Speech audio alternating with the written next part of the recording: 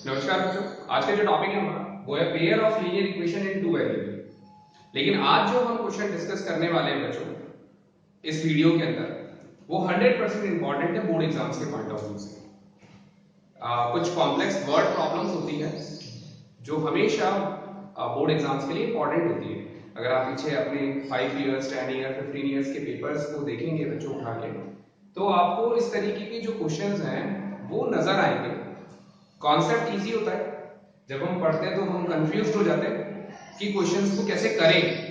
तो वही हम आज इस वीडियो के अंदर सीखेंगे बच्चों। तो आज पूरा जो वीडियो है उसमें जितने भी क्वेश्चंस अपन कर रहे हैं वो बोर्ड के एग्जाम जो 10th के स्टूडेंट्स हैं बच्चों उनके लिए, क्लास 10 के बोर्ड के एग्जाम्स के लिए पूरा वीडियो आज वेरी इंपॉर्टेंट। मार्क कर लेना आप, जितने भी क्वेश्चन है वो आपको अच्छे से आने चाहिए। तो स्टार्ट करेंगे हम। फर्स्ट क्वेश्चन, हमारी फर्स्ट प्रॉब्लम है train cover a certain distance. एक ट्रेन दे रखा है जिसने सर्टेन डिस्टेंस कवर किया है यूनिफॉर्म स्पीड से। स्पीड अगर यूनिफॉर्म है बच्चों तो इसका मतलब एक ही रफ्तार से अपने डेस्टिनेशन तक पहुंच रही है।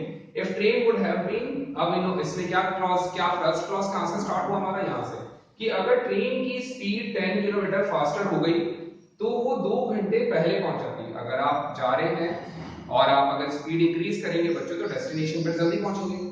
अगर स्लोअर करोगे स्पीड को तो डेस्टिनेशन पर लेट पहुंचोगे। तो दो क्लॉज है, दो इक्वेशंस हमें फॉर्म करनी है। तो ऐसे क्वेश्चन के अंदर हमें डिस्टेंस पता करना है। तो जनरली हमेशा क्वेश्चन के अंदर फ्रेमिंग जब अपन करते हैं बच्चों तो जो चीज हमें फाइंड आउट करनी होती है उसको अपन वेरिएबल कंसीडर कर लेते हैं। बट ऐसा इस क्वेश्चन में नहीं है, क्योंकि हमें जो यहाँ पे क्लॉजेस दे रखे हैं वो दो चीज पे डिपेंड कर रहा है, एक है स्पीड और एक है टाइम। लेकिन जो डेस्टिनेशन है आपका वो चेंज नहीं हो रहा, डेस्टिनेशन वही है। लाइक जयपुर टू दिल्ली जब आप जा रहे हैं, स्पीड अगर आपने इंक्रीज करा है तो आप जल्दी पहुंचोगे, स्पीड अगर कम किया है तो आप देर से पहुंचोगे। लेकिन डिस्टेंस कभी भी इंक्रीज और डिक्रीज नहीं होगा डेस्टिनेशन का। समझ में आ रहा है? तो अपन इसके अंदर दो चीजें जो कंसिडर करनी है हमें सोल्यूशन के अंदर, वो क्या लेना है, let the speed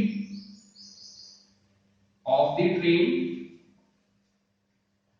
is equal to x kilometre per hour. Original जो स्पीड अपन ने ली है बच्चों, ओरिजिनल स्पीड अपन ने ले लिया है। अगर आप लिखना चाहो तो लेट दी ओरिजिनल स्पीड भी लिख सकते हो।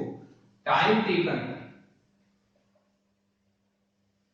Bye the train, time taken by the train अपन ने y आवर्स ले लिया कि जितना समय इसे डेस्टिनेशन पे पहुंचने पे लगेगा वो कितना आवर्स हो गया, y आवर्स हो गया। अब डिस्टेंस कितना हो गया बच्चों, डिस्टेंस इज इक्वल टू होता है speed into time, speed into time. तो डिस्टेंस हमारे पास आ जाएगा x इंटू वाई।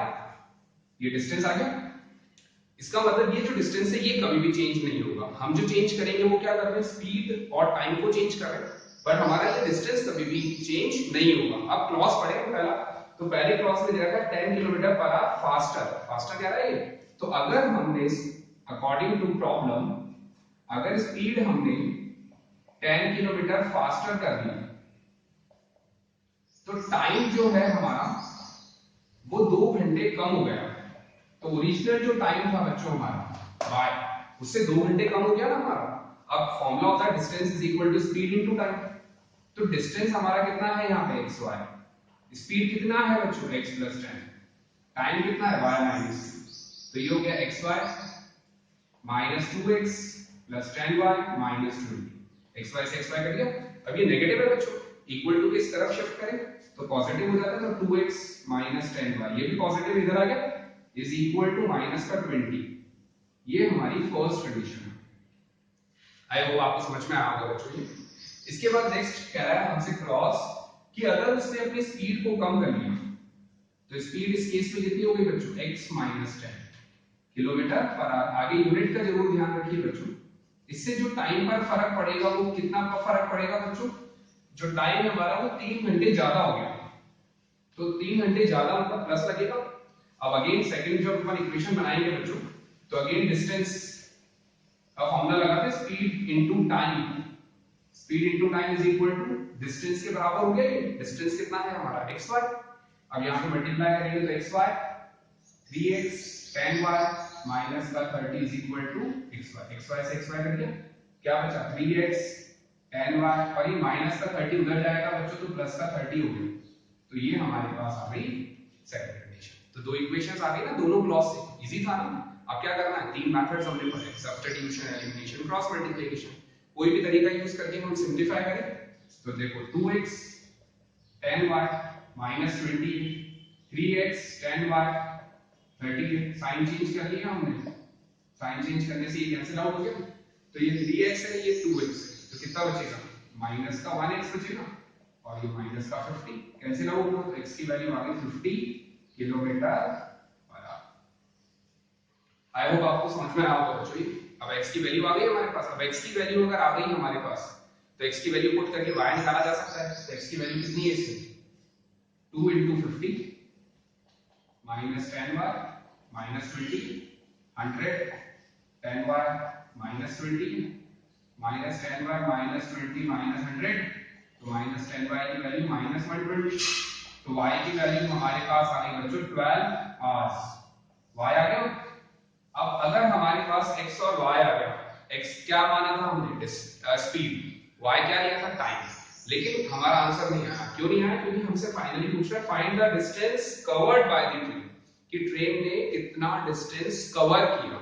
तो अगर हमारे पास स्पीड और टाइम है तो ये आंसर नहीं है, मार्क्स कट जाएंगे पूरे एग्जाम्स में अगर आप यही इसको आंसर करके छोड़ देंगे।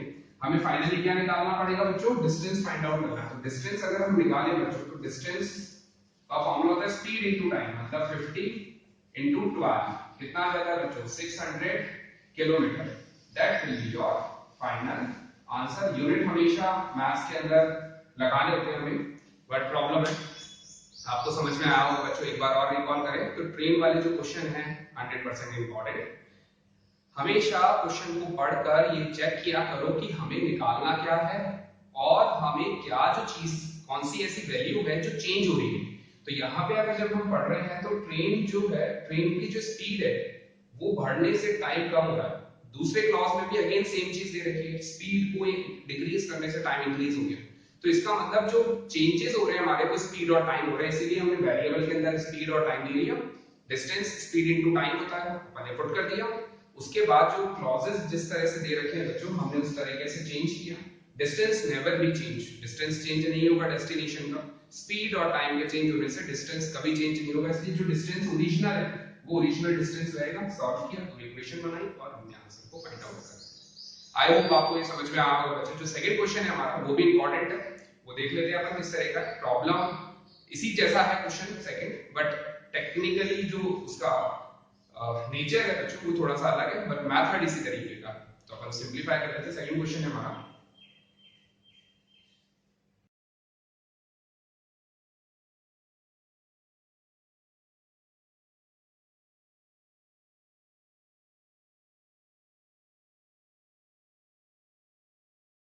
नेक्स्ट बच्चों सेकंड क्वेश्चन है हमारा वीडियो का।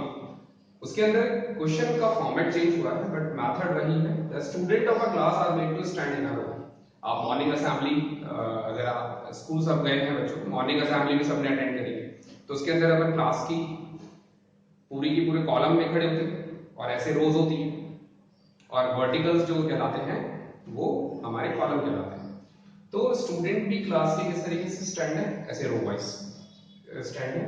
If 3 student are extra in a row there would be 1 row less. अगर हर एक रो में मान लो 5 रो है, पीछे वाली रो को मैंने कहा 3-3 स्टूडेंट्स हर रो में आके खड़े हो जाए, तो 3-3 स्टूडेंट हर रो में डिवाइड हो गए, तो पीछे का पूरा एक रो क्या हो गया, खत्म हो गया। तो वही क्वेश्चन कह रहा है कि अगर 3 स्टूडेंट हर रो में हम इंक्रीज कर दें तो पीछे का पूरा जो रो है वो कम हो जाएगा।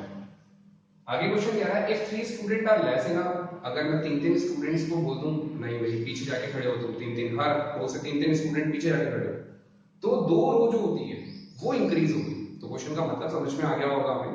और इससे पहले जो क्वेश्चन किया था बच्चों उसमें एक चीज समझाई थी, जो चीज आपकी चेंज हो रही है उन्हें हम क्या करते हैं, वेरिएबल्स लेते हैं। तो यहाँ पे कौन सी चीज चेंज हो रही है बच्चों, स्टूडेंट तो इंक्रीज और डिक्रीज नहीं हो रहे, केवल number of student in each row increase और डिक्रीज हो रहे, but total number of student increase decrease नहीं हो रहे।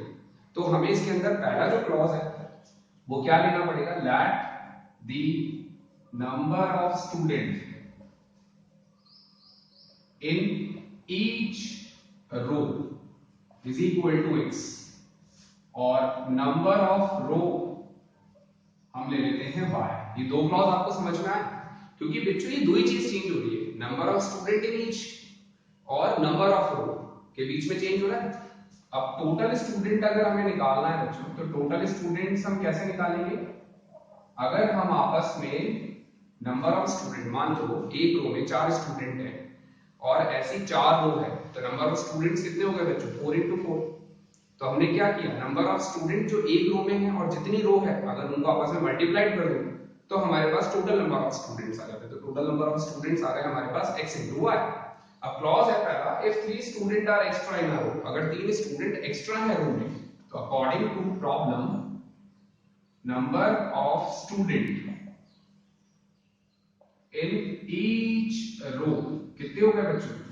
इंक्रीज बाय 3, तो x plus 3। तो नंबर ऑफ रो हमारे पास में कितनी हो गई बच्चों? There would be 1 row less, तो y minus 1। अगेन अगर हम स्टूडेंट हर एक रो के और नंबर ऑफ रो को मल्टीप्लाई करेंगे तो क्या मिलेगा हमें? टोटल स्टूडेंट्स, और टोटल स्टूडेंट्स कितने? x y। तो यहां पे मल्टीप्लाई कर लिए x plus 3 y minus 1 किसके बराबर हो गया? x y के। तो इक्वेशन फॉर्म करें जिस तरह से अपन ने पहले भी करी थी, x y से x y करिए, तो माइनस का x प्लस का 3y is equal to 3। That will be your condition for first आ गई हमारे पास में। सेकंड कंडीशन के लिए क्वेश्चन में पढ़ेंगे अपन, तो क्या कह रहा है? If 3 student are less in a row, अब नंबर ऑफ स्टूडेंट्स कम हो गए बच्चों, तो number of student in each row कितने हो गए बच्चों? कम हो गए ना? कितने कम हो गए? 3 कम हो गए। तो नंबर ऑफ रो हमारे पास में कितनी हो गई बच्चों? 2 रो मोर, तो y plus 2 हो गई। अब इनको आपस में मल्टीप्लाई करते हैं हम, तो किसके बराबर कर देंगे हम? टोटल नंबर ऑफ स्टूडेंट के बराबर कर देंगे। अब इनको मल्टीप्लाई करेंगे, मल्टीप्लाई करेंगे तो x into y कितना होता है बच्चों? xy। x into y xy हो गया, ये प्लस का 2x हो गया, माइनस का 3y माइनस का 6 इज इक्वल टू xy। कैसे राउंड हो गए? अब इसके बाद कितना होता है बच्चों? 2x माइनस 3y, ये माइनस का 6 उधर जाएगा तो प्लस का 6 हो गया। सेकंड इक्वेशन हो गई है।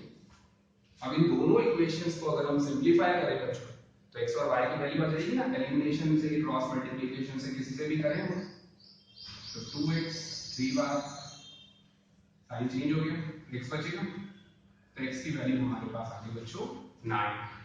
प्लस का है, नेगेटिव है, पॉजिटिव नेगेटिव नेगेटिव होता है, साइन चेंज कर दिया, सॉरी सॉल्व किया, पॉजिटिव नेगेटिव नेगेटिव होता है, तो 2 में से 1 गया तो 1 बचा, उधर ऐड हो गया क्योंकि साइन कोएफिशिएंट बराबर है, साइन चेंज है बच्चों, कुछ नहीं करना। x की वैल्यू सब्स्टिट्यूट करें तो माइनस का 9 प्लस का 3y इज इक्वल टू 3, तो 3y की वैल्यू 12 आ गई, तो y की वैल्यू आ गई 4, आ गई 4। अब टोटल स्टूडेंट्स अगर हम पता करें बच्चों, तो टोटल स्टूडेंट xy है, तो xy का मतलब 9 into 4 36 स्टूडेंट्स। ये हमारा फाइनल कंक्लूड करने पे आंसर आएगा बच्चों। यहाँ पे आंसर नहीं छोड़ना है क्योंकि ये तो number of student in each row, ये नंबर ऑफ रोज। हमसे फाइनली पूछा है find the number of student in the class, तो स्टूडेंट कितने हो गए बच्चों? जब इन्हें आपस में मल्टीप्लाई करोगे you get final answer. I hope आपको क्वेश्चन समझ में आया होगा बच्चों। सेम कॉन्सेप्ट था, स्टूडेंट्स यहाँ हमेशा क्वेश्चन को पढ़ के हमें ये समझना है कि गिव दे क्या रखा है बच्चों।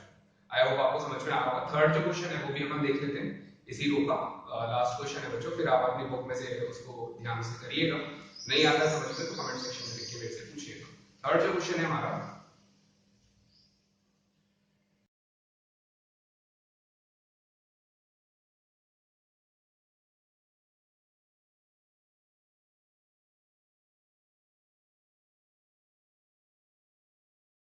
थर्ड क्वेश्चन है हमारा, इसमें हमें गिवन है area of rectangle gate reduced by 9 square unit. इसका मतलब ये है कि हमने एरिया जो है स्क्वायर का, रेक्टेंगल का, वो 9 कम हो जाता है। कब कम हो जाता है? जब हम लेंथ को रिड्यूस करें 5 और ब्रेथ को जब हम इंक्रीज करें 3।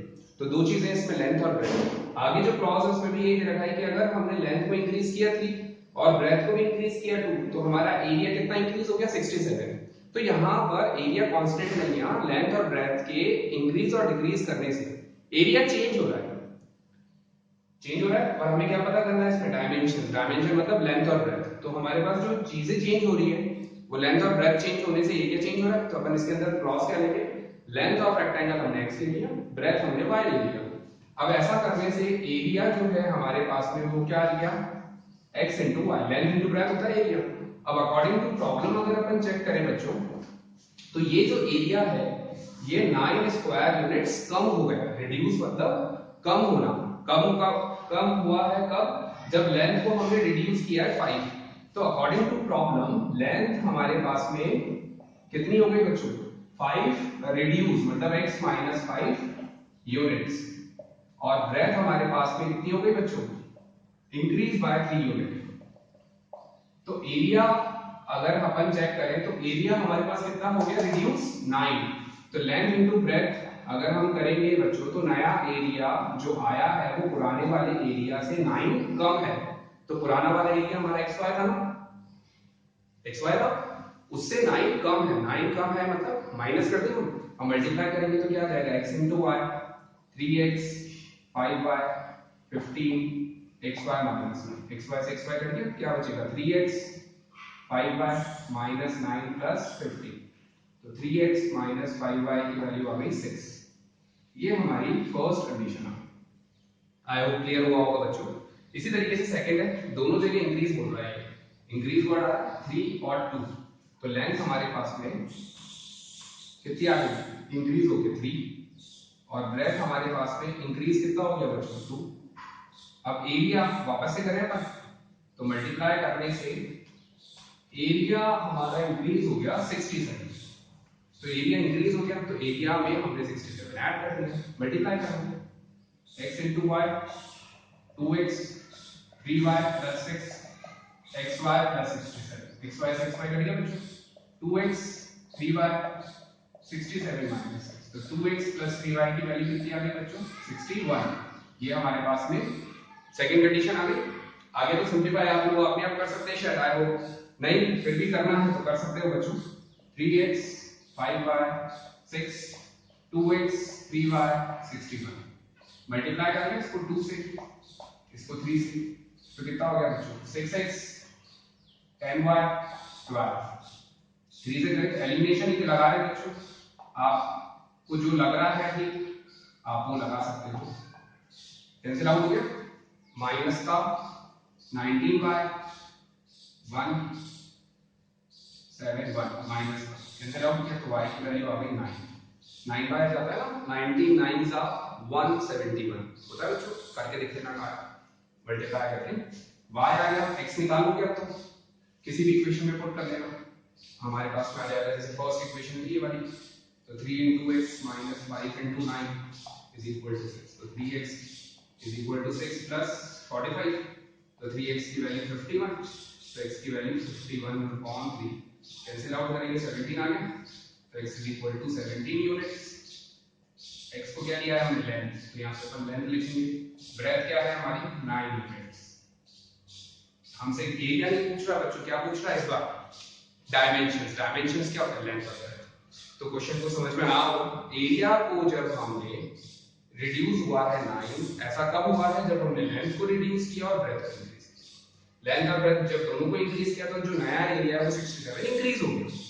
आई होप आपको समझ में आया होगा बच्चों, जो चेंज किया उसके अकॉर्डिंगली हमने x और y को फाइंड आउट कर लिया। आई होप वीडियो के तीनों क्वेश्चन आपको समझ आए होंगे बच्चों, अच्छे लगे तो प्लीज लाइक करिए, शेयर करिए and subscribe my channel. Thank you for watching.